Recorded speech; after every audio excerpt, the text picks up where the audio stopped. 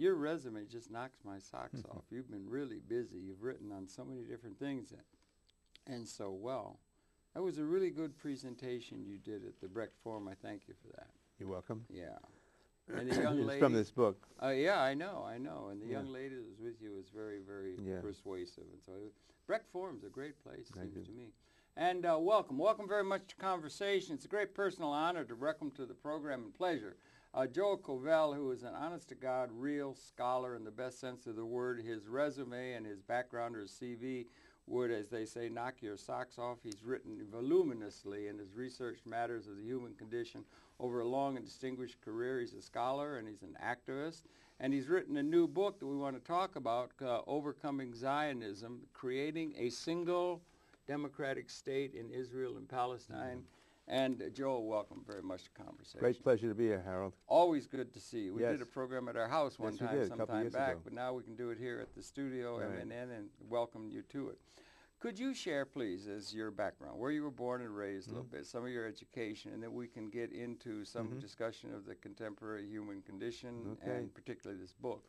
Well, I'm a very typical, conventional New York Jewish product, or to be more exact, Brooklyn Jewish product, and that's part of the great diaspora of the Jewish people. My parents were both born in what is now Ukraine. They both came to New York when they were very small children, and they grew up in the Lower East Side and Bronx and Brooklyn, and eventually settled there, married, and my birth took place there in 1936. In Bronx? No, in Brooklyn. In Brooklyn, yes, Midwood section of Brooklyn, and that's where I spent my first 12 years, and then off to Long Island, which I didn't like very much. That's another story. The family moved to Long Island? Yeah, you know, the suburban trek out to the suburbs. You didn't like the suburb as much as Brooklyn? No, I thought I was going to love it, but it turned out to be deeply disappointing. Disappointing? Yeah, boring? Or boring, racist.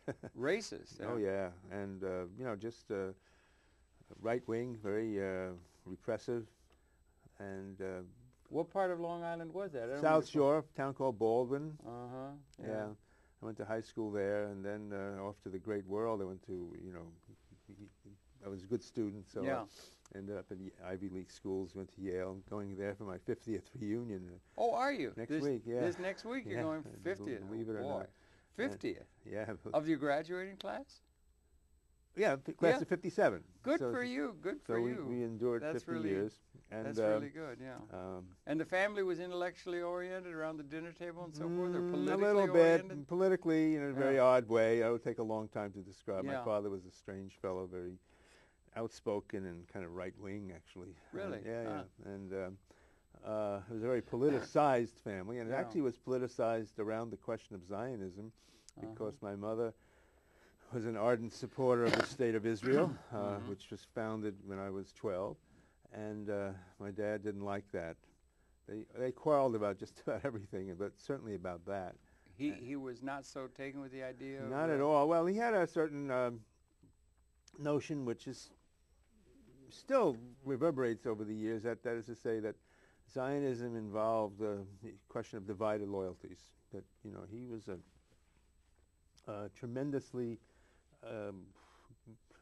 grateful to the United States. He was very much supportive of the U.S. and everything it did. He was a real patriot in many ways, even though he, you know, was also on the outsides of things. But and he just didn't want to compromise that, and he felt, indeed, a lot of people did, and some people still do to some degree, that there's a question there if you take your loyalty and give it to another state, another nation state. Oh, I see, yeah. Yeah, right, sure. I mean, what happens when there's conflicts between them? And in fact, that was the position of the U.S. State Department and the U.S. government for quite a while. And, you know, this is quite a complex story, but basically until the 1967 war, they kept Israel at arm's length because they were very concerned not to displease the Arab nations that controlled the oil, which was the foundation of the U.S. economy. So in any event, back to my family, there was a lot of tension on that issue.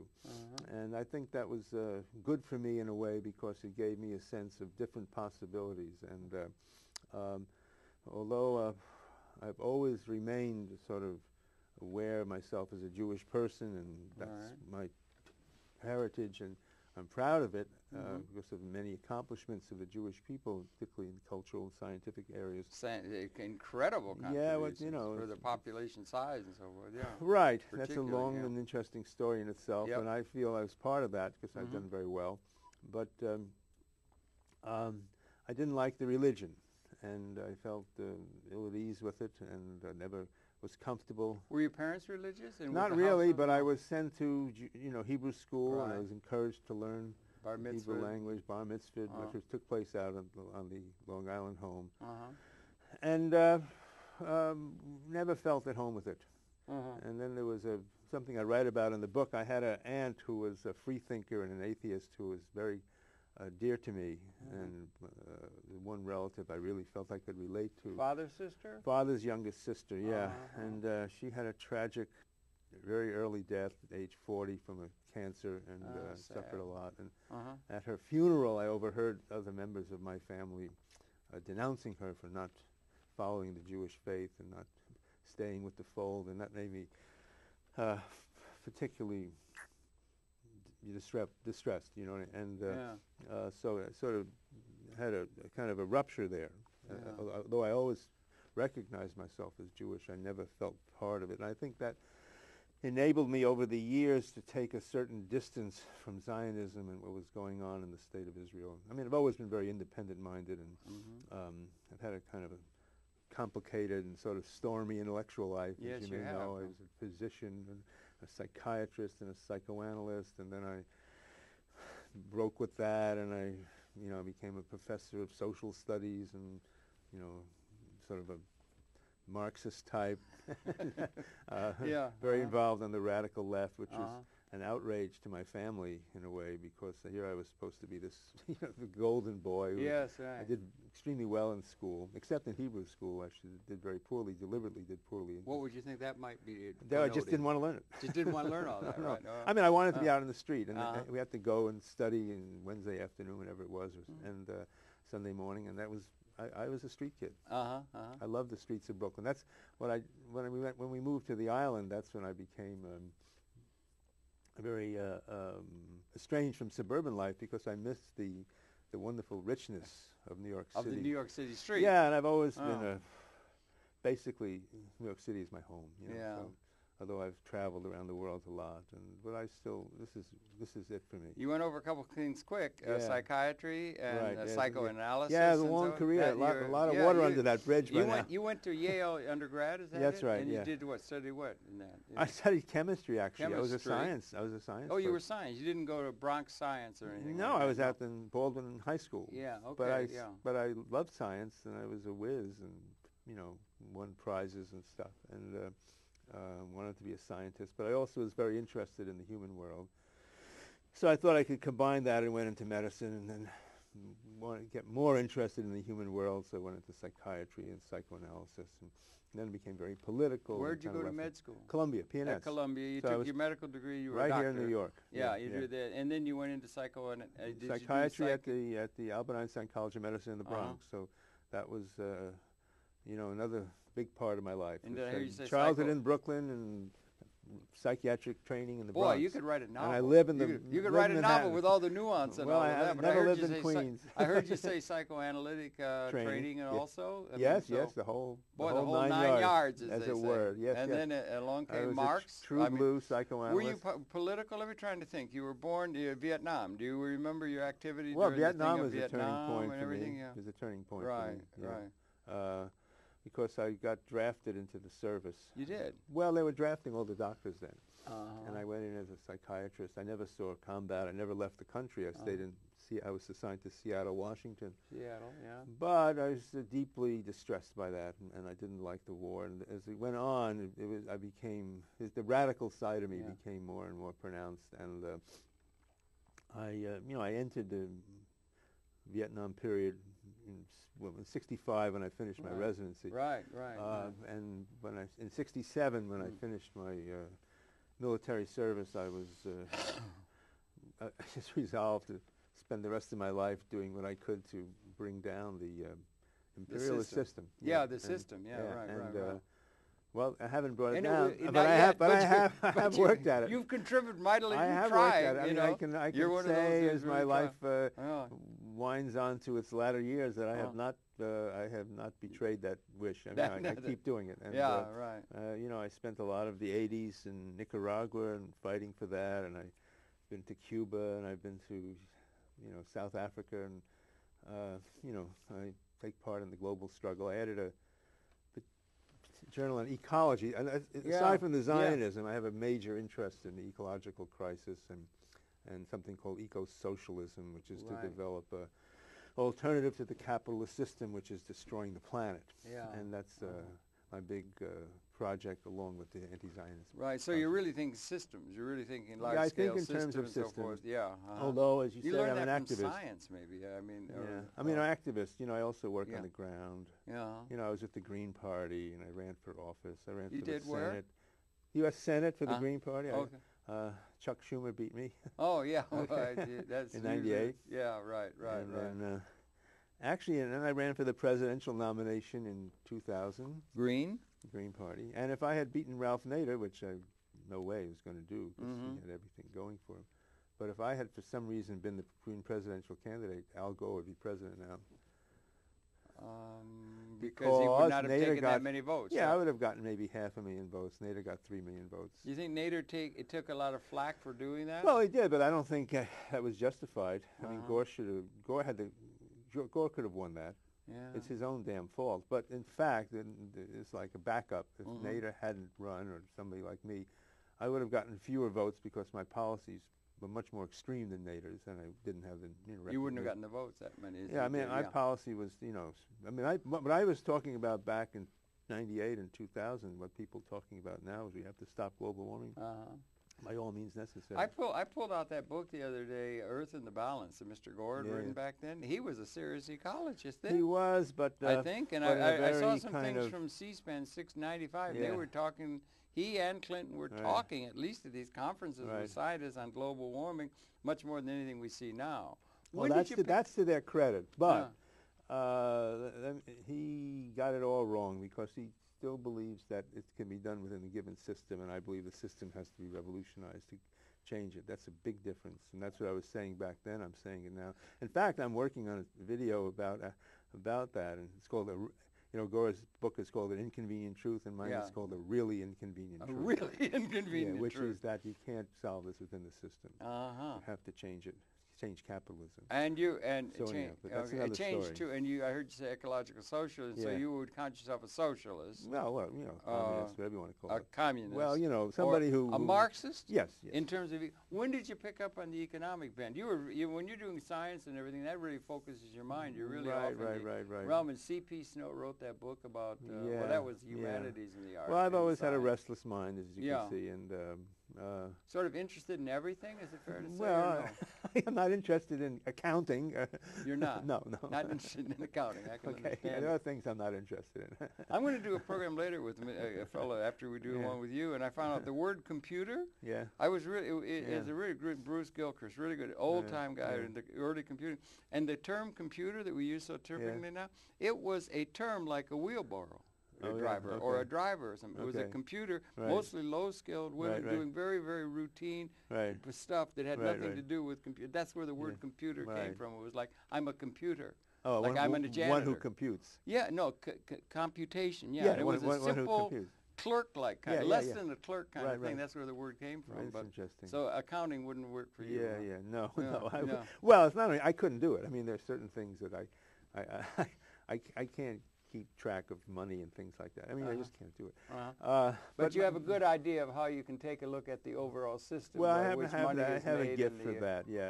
Understanding it in the systems. And let me say that because it ties into this book, which I think we should talk about. But but when I started writing in the '60s. And my first book was published in 1970-71. Which one was that? It was called White Racism. White Racism. Yeah, and it was very successful. It was nominated for a National Book Award. Congratulations. But it was within some, you know, I was a psychoanalyst writing this book. And but I hated racism, and I felt it was just tremendous.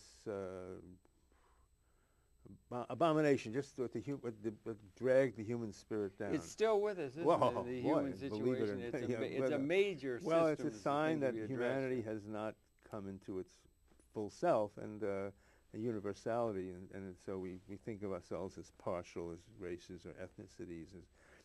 We each live in each group has its own cave, you know, and my cave is better than your cave. Yeah, right. Well, but that was my book on white racism, and it was quite successful, as I said. But a reviewer of the book commented that Joel Kovel, should go beyond what I said in that book, and I should study Marx. And that was the first time. You hadn't come to Marx? No, I was already in my mid-30s. I was a graduate, you know, a psychiatrist. Yeah, and you'd been busy. You had a medical career, psychoanalytic studies, all that kind of stuff. I wasn't a slacker. No. Yeah. And but you got involved in the Vietnam. Did you go on demonstrations? Oh, that everything. Kind of stuff? Everything. I worked with the GI movement. I counseled. You got an honorable discharge. Me, sure. From the military. So you didn't do anything hijinks in the military? No, and I always felt guilty Mr. about Berrigan that. or anything like that, or pour blood on a bomb or anything. You know, who was, you know. Were you taking it? You know, who's the fellow that writes that? Sorry, I've forgotten. It'll come to me in a minute. But against the atomic weapons, the existential existence of the atomic weapons or systems that were so massively destructive coming out of history. Did you get involved in that kind of thing? Well, that was my. Talking psychoanalytic. My fourth book was about nuclear weapons. It was. Yeah. I was very involved in that movement, and as you said, I've written a lot of things. But then I got increasingly Marxist, and that's basically eventually made me unable to do psychoanalysis. So you were talking before about racism and everything. There are ways in which people set themselves up as like Ubermenschen and Untermenschen, and there's class, and there's all these kind of things that are, and our way is better than your way, and we got the truth, and all that kind of stuff. Still characteristic. But that brings us to this book, because you see, this is a continuation of that study, really, and it's a very painful subject because it's very close to home. It's the world I grew up in. It's the people that I identify with, and it's the country that I live in that is perpetuating tremendous racism in that part of the world. You're talking about what, Israel? Israel, yes. You see it like an apartheid state or something? Well, it's as they say, no, it's worse than apartheid. Worse than apartheid? Yes, worse than apartheid. Worse? Oh, yes, quite a bit worse than apartheid. That's not a correct designation, although it's important to classify Israel and the Republic of South Africa in its apartheid period in the same category, namely as states, governments, or sets of rules and laws that mandate and perpetuate racism. So my original hatred of racism, which was the hatred of the white racism in this country. That's what it's mostly been for 500 years. Well, that's right, but the U.S. was a racist state. Still is. We're still a racist society. We're not a racist state anymore because we have people like Condoleezza Rice and Barack Obama, who are in the highest levels, and so forth. But we are a racist society. But we were at the origins a racist state. Had chattel slavery. Well, it was built into the Constitution. Right. That the slaves, who were all black, with tiny exceptions, tiny exceptions. Every black person, every African descent was enslaved, and every Eurocentric person was a free person.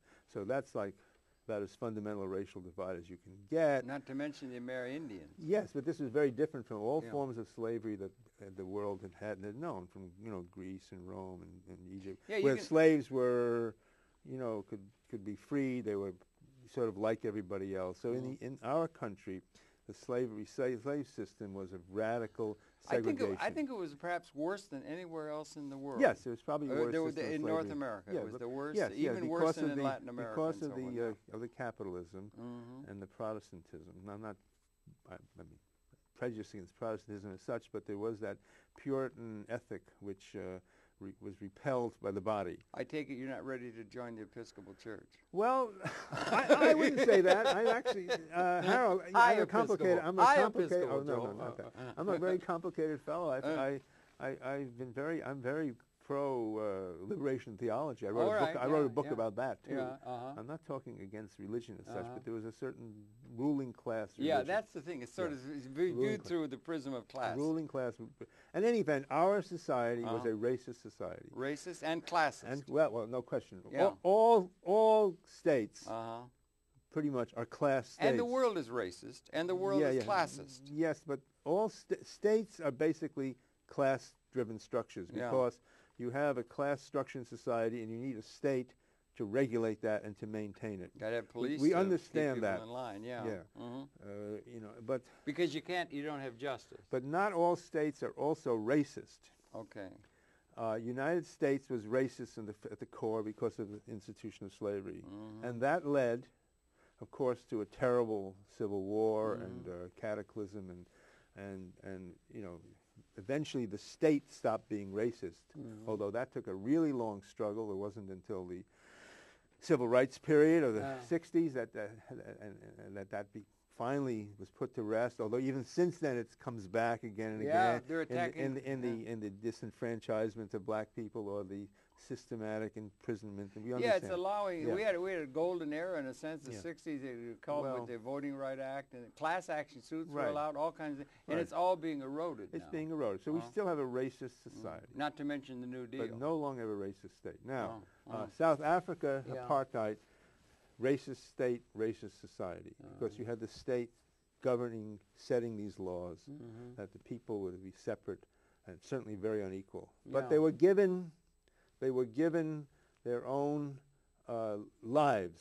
That's to say, the Africans were given these Bantustans, 8 or 9 of them, depending how you count it, and they were allowed to live in those places. They were given some funds from the federal government, and they had schools and hospitals and the like. They lived basically subhuman lives because they didn't have freedom. You know, they were living under the thumb of South Africa, and they were there basically to provide labor for the mines and the mills, because South Africa is a powerful economy.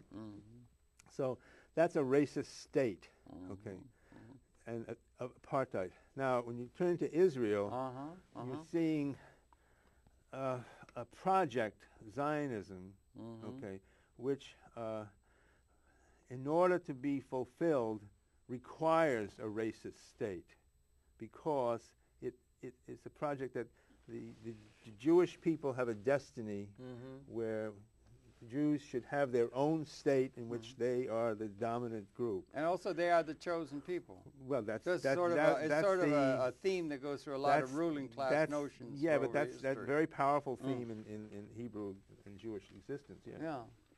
So that theme is played out, however, in the context of a state that doesn't have its own territory to build on, so it has to take the territory of somebody else, right? I mean, you mean coming out of the diaspora? Right, because 1948. You know, we talk about nation states, where there's a nation that has a state. The nation of people who live on the land, like, you know, England. English people lived in England. Irish people lived in Ireland. French people lived in France, you know, for thousands of years, whatever. Jewish people lived for a long time ago there, and then they've been dispersed for a couple of thousand years. Up in Russia and Poland. And where my people came from. And by the way, there's no evidence that my kind of Jewish people, which is called Ashkenazi Jew, ever had anything to do with Palestine. You know, we could have come from Central Asia, as far as, or we could have been converts from Central Europe, because there were many conversions from Christianity to Judaism in the Middle Ages. Were there? It's a very complicated histoget. So we can't get distracted with that. But nonetheless, the Ashkenazi Jews of Europe who were suffering, you know, racial persecution themselves, definitely were sometimes very successful, but never felt at home, never felt comfortable, and were always fearful of persecution, and that's understandable. You mean for a couple thousand years? Well, no, not really, because... Have you ever read Israel Shaik at all? Yes, I have, Have you like his take on things? It's interesting. Because he has a different kind of take on it. He said it wasn't all that bad. Well, throughout a lot of the history. It wasn't of the all that bad. They were usually upper middle class. If you take a lot of them, if you take outside of the shtetl, you take think of an imaginary figure of the lands in which Jewish people lived for 2,000 years. Yeah. I can imagine a volume of something, space and time. Yeah. Right? Okay. And the mythology of Zionism says that whole space, that whole volume is occupied by pogroms and persecution. Nothing but pogrom and persecution. That's not the case. Not at all the case. case. There were a lot that were upper middle class, like upper middle class in our society now. There were certainly terrible things that happened. Yeah, right. Expelled from England. Well, James Joyce said history is a nightmare from which I'm attempting to awaken, and I think there's something to be said for that. Actually, Karl Marx said that. Well, it's James Joyce. He stole it. Well, from Marx James was Joyce. older. Well, he would have stolen. Did he really? Did he really? Is that where it comes? Is it? Well, Marx? Joyce. Yeah, Karl Marx said that the history of all preceding generations weighs like a nightmare in the brain of the living. Well, that's not the exactly 18th Brumaire of. Yeah. And when we try to awaken, we become sucked back into it. That's an interesting point, by the way. But it would have to be Marx who got it first, and Joyce probably got it from Marx. Come after but him, Joyce said it, but Marx said it. Joyce said it poetically. Well, actually, Marx is pretty poetic at times, and that was 1851 he wrote that. Yeah, he did. Yeah, 18th Brumaire of Louis after Napoleon. 48. Yeah, okay. Yeah. So anyhow. But what I'm saying is that there are not many nightmares. The Crusades, awful. Butchery of Jews, the Spanish Inquisition, butchery of the Jews, expelled from here. Look what happened to the Amerindians. Yeah. I mean, the Pizarro comes. No, but I'm just talking about the Jews. Oh, okay. The Jews suffered. There's no question. But there's no question. But everybody was suffering. And I think there is a theme that even if you're not suffering, as a Jew in Christian civilization, not in Muslim civilization. They were treated pretty fairly in Muslim by and large. Yes, because there was no to Christian, fundamental antagonism. That's interesting. Why is that the case, if that is the case? That there wasn't this fundamental antagonism among the Arab and the Jew? Muhammad saw himself as a successor to Abraham and Jesus. Well, they're and the Islamic peoples feel that. There's the three Abrahamic religions. And you don't think the Christians do? Well, with the Christians no, but in Christianity you have the problem of who betrayed Christ. Yeah. And the burden of guilt for that is made to rest on the shoulders of the Jews. But it's much more complicated. In the Islamic thing, we got this thing going Shia now. Shia Crescent, all that kind of stuff, Hezbollah and Nasrallah and all that. You got Shia. And the Shias, I understand, I'm not sure. I mean, you know better than I, but one of the things is they had this idea of Moshiach.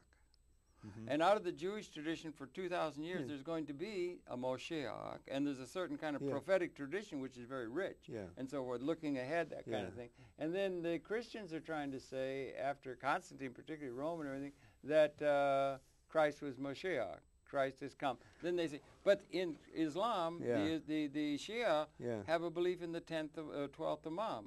The hidden Imam that is going to go. It's sort of in a sense like the Jewish are saying, you think this is so good? Wait till the Mashiach comes. We've got the Mashiach. It's coming. It's ahead. Messiah, prophetic tradition. The Shia feel that. They have that commitment to that 12th Imam. It's inherent in the Abrahamic religions. It's not really in the Hindu religion. You don't think that's some of the conflict between the Sunni and the Shia beyond just the class struggle and the power and so forth that divides that's an important point. I don't want to get sidetracked into Islamic history, in part because I'm not that knowledgeable about it. But I would better not to get sidetracked into something about which one is not sidetracked. But I know a little about it. And the important point is this: that the history of Islam is although it's in the Abrahamic tradition and consciously so, is also different from it in that the religion and the state formed in the same moment. That's to say, Muhammad both founded a religion and a state. Right. I mean, not a particular state, but a state formation, which a political entity, political out of a tribal unit. Polity, maybe. Okay.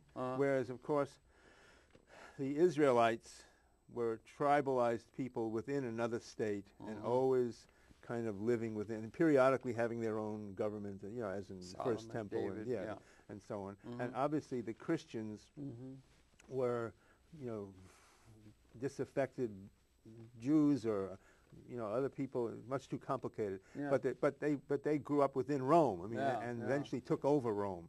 After Constantine. Yeah, that took 300 years, but it happened. Now, on the other hand, the Islamic peoples had started as a tribal people and became a state formation in the course of becoming a religion. Okay. At the same time. Yeah, so the religion was so they always blend the two then. Yes, but it also leads into into serious questions about power and succession. Because the Caliph, the differences between the Shia and Sunni, and this is where I think we should drop it. Yeah, okay. But are basically about the the power question, because we have not just a state, but one that's forming very rapidly and becomes extremely, aggressive and expansive. So that's a different dynamic in that case. But in any case, there is no particular tension between Muslims and Jews until Zionism arose. Or till Herzl. Yeah. I mean, when Ferdinand and Isabella threw the Jews out of Spain in 1492, after taking it over from the Moors, where did they go? They went North Africa and to Turkey. The Ottomans and Turkey, Ottomans were thrilled. They really? said, my God, come here, we need you. And they was very successful. So this notion that the Jewish history is one of perpetual suffering is not just false, but very ideological, because it is necessary to legitimate the Zionist project, which is causing the suffering of another people. So the only way you can make that seem all right is if you say that your sufferings trump the other suffering. That's right. Right. Now, of course, that becomes tremendously complicated in the mid-20th century with the Holocaust. And we can maybe talk about that if we have time. But that's a huge issue. But let me say, in my view, and there's a whole chapter in the book about this, in my view, that there's no way that you can use the Holocaust to justify seizing somebody else's land and building a racist state on it. I don't know if you know enough. I happen to have a great admiration for Muammar Gaddafi, Libya. I have for no reasons. I've been there a lot. It's strange and everything. I don't want to go into because it's based on economics and so forth and vision of what we need and that kind of stuff. But in Libya, they had something like 65% of their population was wiped out under Italian colonization, and particularly under the Mussolini. Yeah. Horrible. It's horrible. That's a Holocaust. Why don't we call that a Holocaust? Why do we use the term the Holocaust in order for suffering to be everybody appropriated by the Jewish? So there's something unique about that. Or everybody what about what genocide. About you've done psychology and whatnot. Lots of it. So what about and what about the Amerindians and what happened to the Amerindians and other things? Why is it that let's say intellectuals have allowed the term the Holocaust to refer only to what happened to the Jewish people? I think that's fair enough. What's happened to the people who have been so royally decimated throughout so much of history? I think you need concepts at two different it's part levels. of a narrative building, myth building thing. You need concepts that are specific and concrete. So that that tell the story of a particular people and belong to that. Because you got a political agenda. Like apartheid is one such concept. It's within. It's a Dutch term. It's within Africa. It's an Africana term, which is from Dutch. Apartness or something. It means apartness. Holocaust is and Shoah, which is the equivalent word, are from the Hebrew, and we should allow that to be the description of the terrible genocide that was visited upon Jewish people, even if we'll never figure out exactly Should we talk about the Libyan Holocaust? Well, should we talk about the I don't think so. Holocaust? I think you can talk about the Libyan genocide and the American Indian genocide. Okay, what's the difference? See, the difference is you want concepts at a level of generality and abstraction, and you want concepts at a level that relate to them at a level of specificity and concreteness, that tell you that this particular group of people had, their woes and their sufferings. You have, in the Palestinian case, you have something called the Nakba, the disaster. Which is the disaster. Yeah. But that's the Arab word. That's their moment. Now, that's not in itself a genocide, but it was a massive ethnic cleansing. Holocaust is a Hebrew word. Yeah. It is? Yeah. I mean, okay, I didn't realize that. Yeah. That's the etymology. Yeah. Holocaust. Yeah. Okay. Yeah. And genocide is? Well, genocide Greek? would be a generic term. But you understand what I'm getting at? Yeah. But the monopoly on suffering is something that can be used for political purpose. That's right. And for myth building and narrative building. And they do, and they want to do it. Well, and it's not characteristic of history, as you and Israel Shock would tell us. Yeah, the Germans. Out of history. The Nazis. And where did all that anti-Semitism, hatred in the Nazis come out from? I do not ever understand that. Maybe that's too big a subject. It's one of the great puzzles of history. You can certainly detail it. It's a little hard to understand. It comes out of, obviously, the potential of human beings for malignant, like, ideological formations in which everything is split apart in the world, where you're the only true human being and the others are not human beings. It comes out. A lot of that's been there. It comes out of patriarchy. It comes out of a Prussian tradition of. Because remember, not even all fascists were anti-Semitic. Mussolini, who annihilated deals with him, annihilated so many Libyans and Ethiopians, and Ethiopia. It was a big, terrible thing. Was not particularly against the Jews. He was actually fairly not considered. Part of the Hitler. The Israeli flag, Lenny Brother flew in Nazi Germany. The Israeli flag. There was collaboration between the Zionists and the Nazis. That's a long story. Yes, that's part of the story. Yes, a very complicated part of the story. But the point is that there is a way in which a people, in this case the Germans, who remember it had to do with the terrible trauma of First World War and then being blamed for it. You have to understand what that meant to them. Yeah, Versailles. And the way in which everybody dumped on wheelbarrows to buy a bun. But I mean, the First World War was a horrible war. Horrible. But it was an inter-imperialist war. Yeah, right. And you would be hard pressed to say that one side was the only bad guy. Yeah. And so the Germans were made to pay for that war. They were placed under unbearable debt and so on, and reparations. They were very proud people, but there were people that didn't have a firm concept of themselves as a nation because they hadn't come together yet, and so there were a lot of archaic.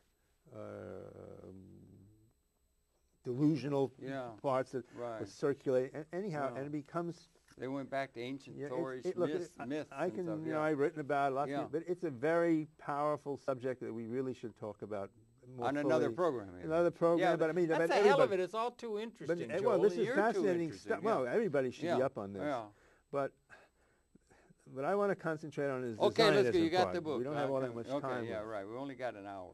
Well, we have only a half an hour. Yeah, now. less. Time is ticking, and it's New York City. It moves so fast in New York City. Hurry up. Anyway, when did you put the book together, and what's the overall theme of the book? The overall theme of the book is I've sort of given a synopsis of some of it, which is that the Zionist project required several things in order to be realized. One of them was the ethnic cleansing of the indigenous inhabitants of Palestine. Had to be. Had to be. Because, I mean, if they could have had, an island in the moon somewhere to build their nation, Uganda they could have done someplace. But even Uganda was full of Ugandans. Yeah, that's true. Couldn't they have given them like Madagascar? Matajan says they should have. It was the Germans who did it. They should have given the Jews Bavaria. They should have given or something. The country they should have. That was actually King. Just give them Bavaria, and maybe that would have worked or something.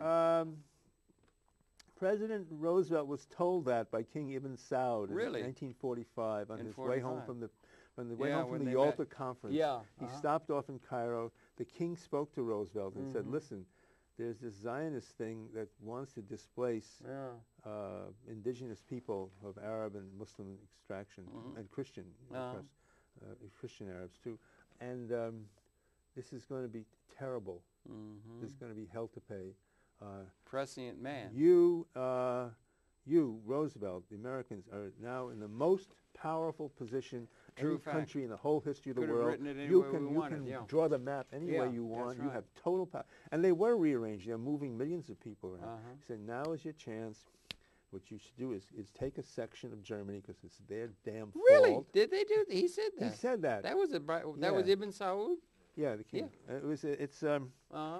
There's a book called From Haven to Conquest, edited by a man named Khalid, which is hard to get, but you can look it up. And it has these documents from before 1948. And there's one of it's a marvelous book. It's all there. And Roosevelt, who was, by no means perfect, to say the least, but nonetheless our greatest president since Lincoln,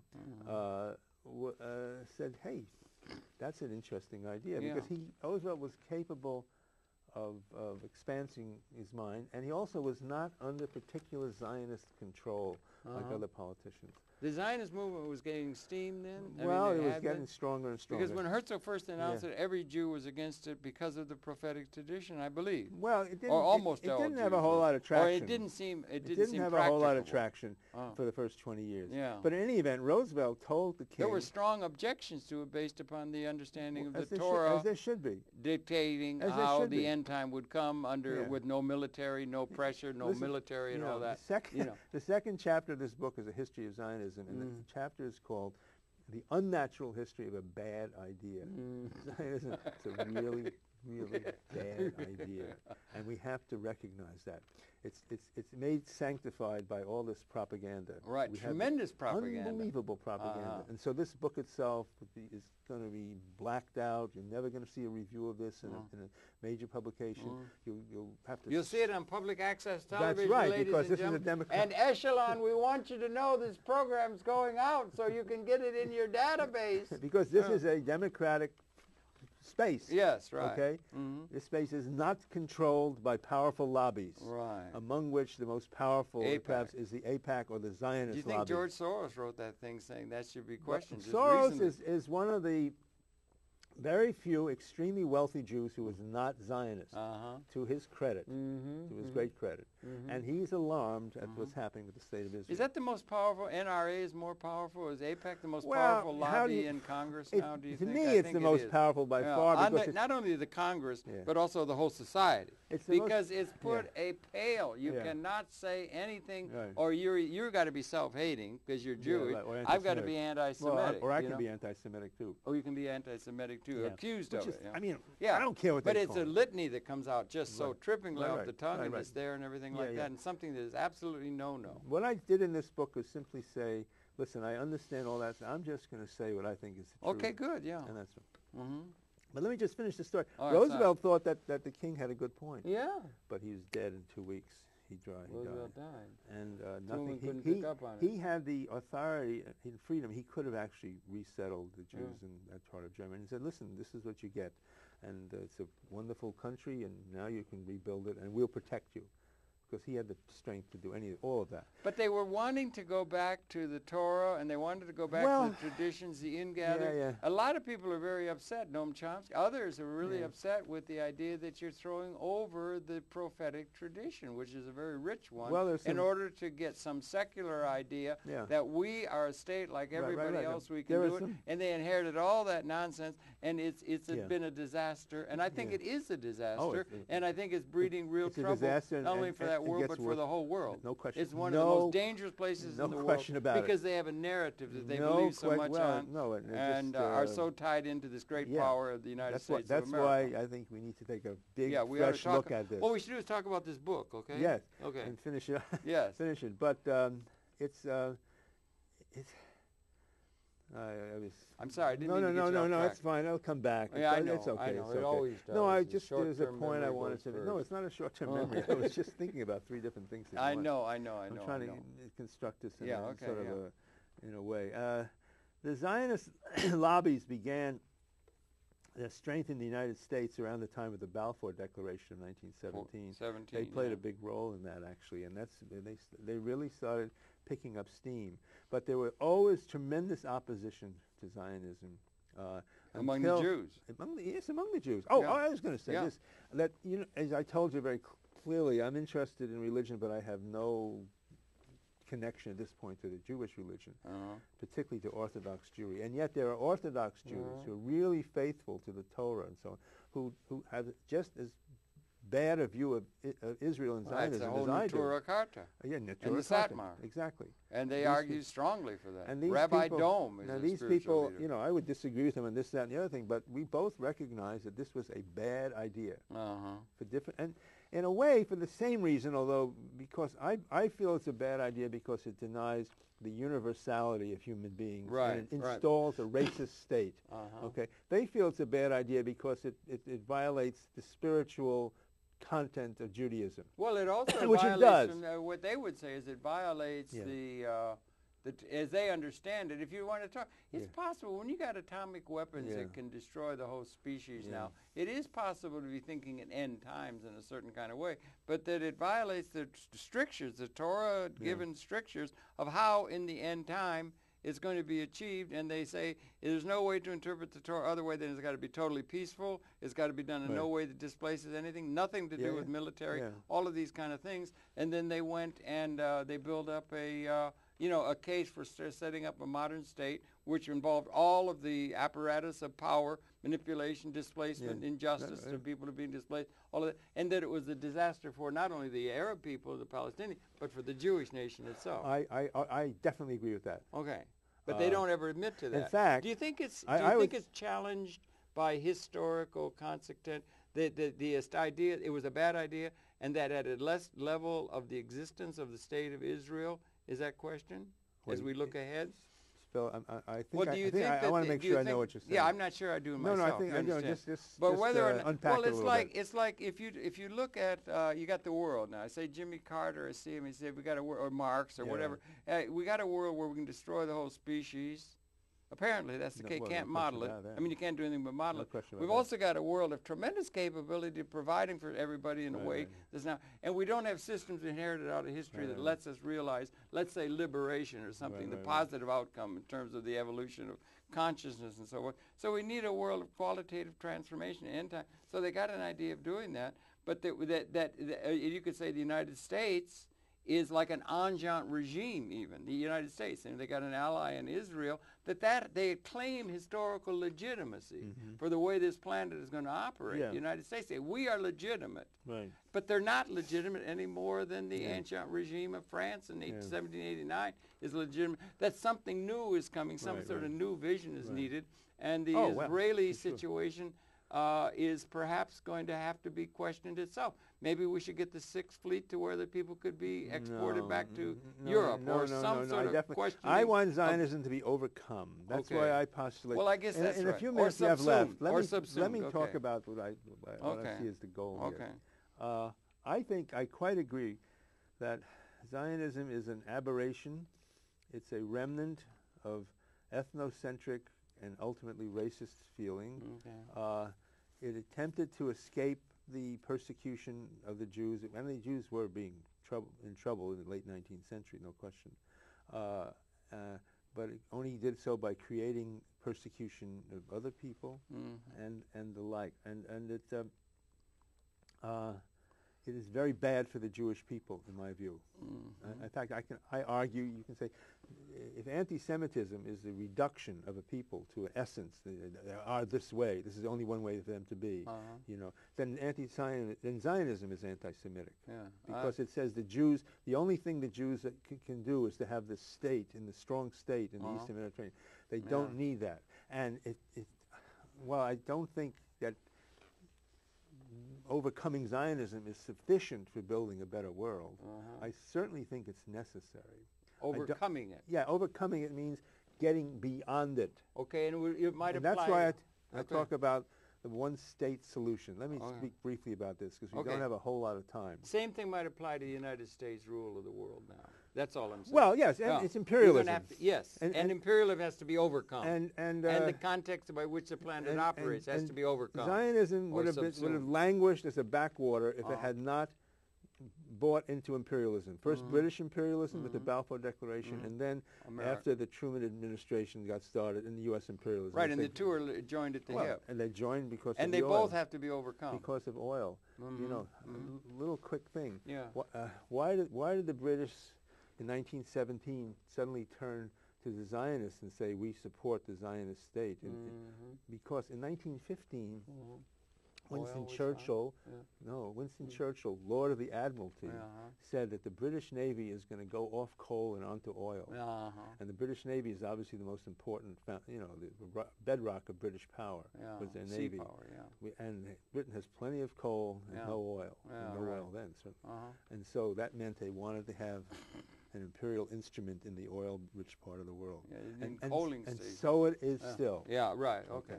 Anyway, so it's necessary to overcome that. Right. Now, let me just say something about this one-state system, because we only have a few minutes. Yeah, I'm afraid we got about 8 minutes left. Yeah, but it'll take a lot longer, but at least I can explain a little bit of it. Okay.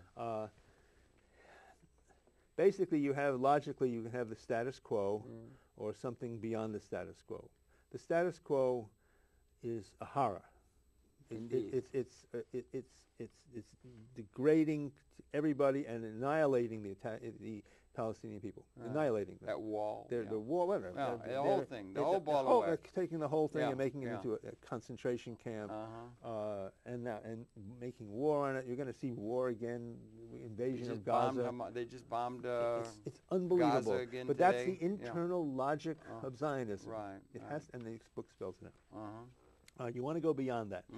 So, compressing it a little bit, you have, well, let's give each person their own state. Israeli state. That's a two-state solution, Several things wrong with that. You got an imbalance of power for It's one. impossible right now. If you suddenly withdrew the Israelis, and just accept that, you're not going to disappear, they'll surround it. There's no way the Palestinians can have a state on what Israel is. Israel has destroyed the conditions.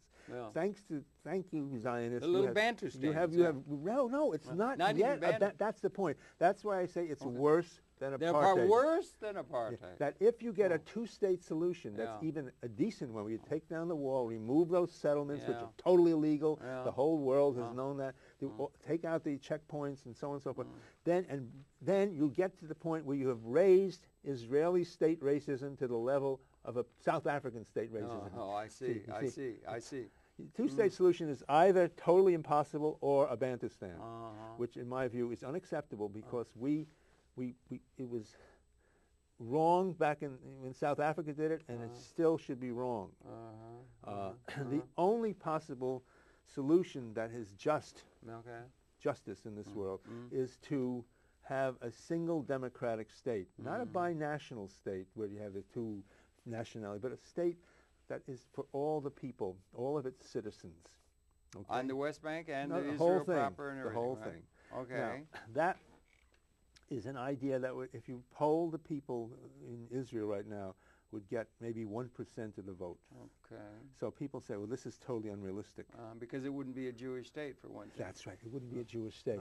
But my point is... Also, is... the return for Palestinians around the world and so forth. It's predicated on the Palestinian right of return. So there goes the idea of a Jewish state, and then anti-Semitism will raise its head because anti-Semitism is built into the DNA of everybody except Jews in the world, in the minds of a lot of people. Well, that's a myth. That's a fantasy. Yeah, but it's one that's an active myth. It's an active myth, but it's not the case. But anyway, go ahead. I'm sorry. Not the case. No, you're quite correct. In that. So what the one-state solution is a goal. It's a logical goal. It's like it's something you set your compass for. You say you will not be satisfied until this happens, and you want to move towards that goal. Right, and let that one state be a just state. And let it become part of the thinking of the world. Because one reason that nobody votes for it is because they're not even allowed to think about it. Right. I want people to think about it. Read this book, you'll start thinking about it. The more people think about it, the more they will start moving towards it because it's the only thing that's humanly worthwhile. Okay? And you're going to be able to create a single state that the single state would be characterized by a just system for all the people involved in that state? Yes, of course. Like and there are possibilities a good for democratic that. state. I think it should be a socialist state. Lots of things it should be. Yeah. But Harold, it's a little like a top of a mountain. You like to get to the top of the mountain. Right. But there's a lot of ways you can go up to the top of the mountain. Right. So there's Many no blueprint. roads to Jerusalem. Yeah, there's there's no blueprint here. But it's a goal and a logic. And if you take that goal and accept it and that logic, then what happens is that you start weakening the pull of Zionism. You start saying, well, what do we need this Zionism for? Because Zionism is just an idea, a very bad idea. It can be overcome, which is to say replaced by a better idea, a more universal idea.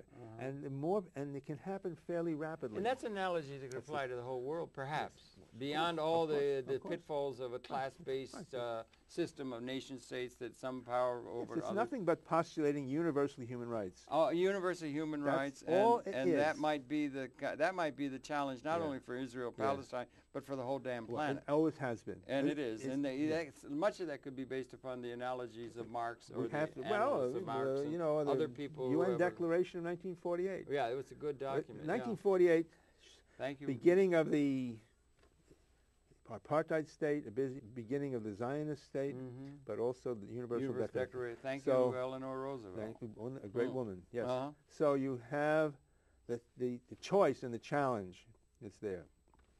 That's really with us. That has to be, worked through. But that is the passage to a better world. Okay, and if I may, on the Joe, I mean, they said when that the New York Times said that the two great superpowers, the United States and then the world public opinion. That idea that so Israel or the Israel has to be in a certain sense, I forget the term used, but it's subsumed. The same thing applies for the unworkable situation that the United States of America is trying to impose with the class-based, inappropriate, doesn't serve the masses of the people's system that they call legitimate. Right. That also has to be subsumed or within a those two countries transformation. And the two may be linked. Oh, they certainly and the action and the one might be able to bring action on the other, the bigger one, because the larger challenge is to just get over the idea the United States of America has a thing for the ages, and that is going to have to be we know that's not going to happen. With just that might be, that's a larger thing, and the one could lead to the other. Well, a lot of strange things are going to happen in the years ahead, for sure. Yeah, our country is because we need we're running out of historical space and time. That's right, and our system is out of date with what the future requires. And the state because it's not just. And the state of Israel, not only just, it's so inappropriate, and their possibilities are so manifestly for the benefit of the all population of the world. A qualitative transformation is required if we're not going to blow the whole damn thing up. Quite right. And we live at that kind of time, and that's the thing that's really worth fighting for, don't you? Oh, sure. I got 4 grandchildren now. Yeah, I got and they're awfully lovely. Yeah. And that sort of thing. But this is a book that brings, so this is tied into the larger larger that's sort of the logic of the book. Yeah, right, in many different ways. And of course there's a lot of detail. And it also detail ties into your larger issues of the human condition. And so forth, Well, there's a set of theses that, that basically it's a question of human rights and universality against tribalism and ethnocentricity. Right.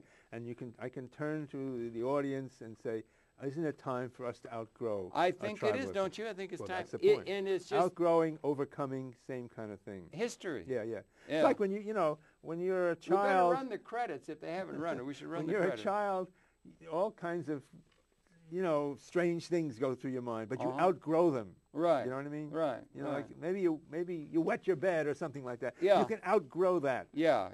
And we do not can outgrow this tribalism. We don't have a vision that's adequate to what the future either now maybe positively allows in a liberating context, or nor that was required if we're not going to destroy this whole